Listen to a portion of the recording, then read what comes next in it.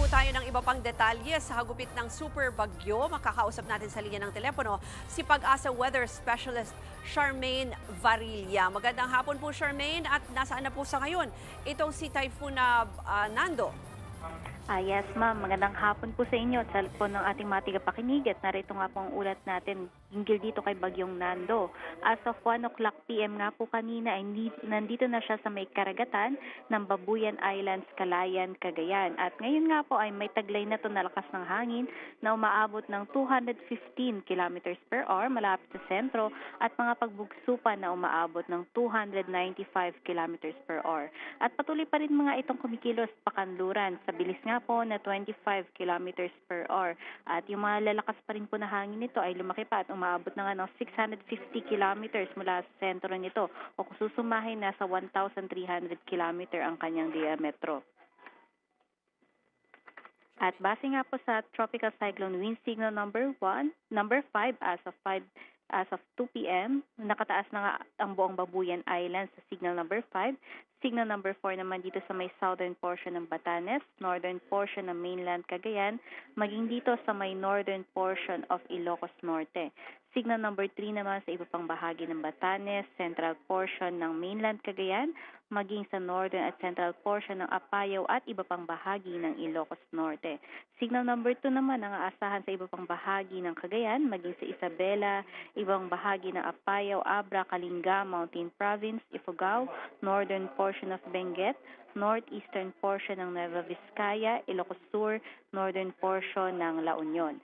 Signal number 1 naman dito sa may Quirino, iba pang bahagi ng Nueva Vizcaya, iba pang bahagi ng Benguet, maging sa iba pang bahagi ng La Union, Pangasinan, Aurora, Nueva Ecija, Bulacan, Tarlac, Pampanga, Zambales, at northern portion ng Quezon, kasama dyan ang Polillo Islands.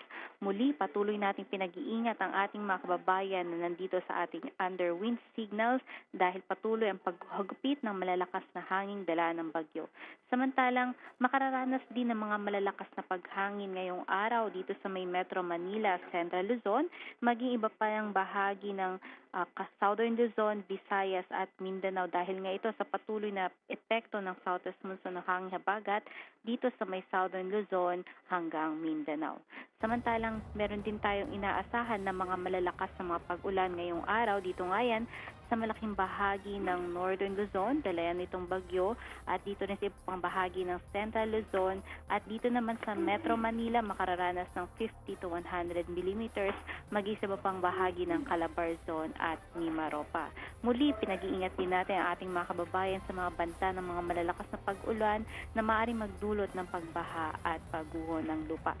Samantalang, meron din tayong nakataas na gale warning dito sa may karagatan ng Northern Luzon at silangang karagatan naman ng Central Luzon.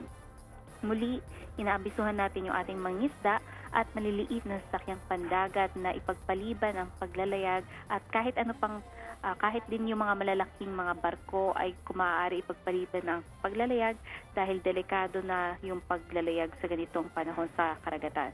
Samantalang, meron din tayong mataas pa rin or nananatili pa rin na mataas na tsansa yung pagkakaroon ng storm surge. Ito nga yung pagtaas ng alon sa baybayin at ang maaari pa yung humigit ng 3 meters o halos isang palapag sa loob ng 24 oras. Dito nga yan sa may karagatan ng Batanes, Cagayan kasama ng Babuyan Islands, Ilocos Norte at Ilocos Sur. Itong si Bagyong Nando, inaasahan na nga natin na any minute or any hour, sa mga susunod na oras, maaari na nga itong mag-landfall or mag-close approach dito sa may mga isla sa may Batanes at Babuyan Islands. At inaasahan pa rin natin na lalabas na ito ng ating Philippine Area of Responsibility bukas ng umaga.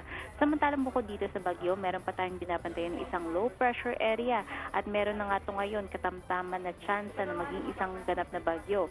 Huli nga itong namataan dito sa may silang parte ng Mindanao at inaasahan nga natin na maaari na itong pumasok sa loob ng ating Philippine Area of Responsibility bukas ng gabi o kaya naman sa Miyerkules ng umaga. At hindi rin natin inaalis yung tsansa na maaari pa itong maging isang bagyo o umabot ng tropical depression na kategorya. Posible nga yan sa mga susunod na araw at ang potensyal na pwedeng daanan nitong low pressure area sa ngayon ay maaaring sa southern or kaya sa central portions ng Luzon. Luzon. Maraming po At yan po ang salamat. ating latest mula dito sa Pag-asa Weather Forecasting Center. Charmaine Barilla, nag-uulat. Marami po salamat, Charmaine Varilla mula sa Pag-asa.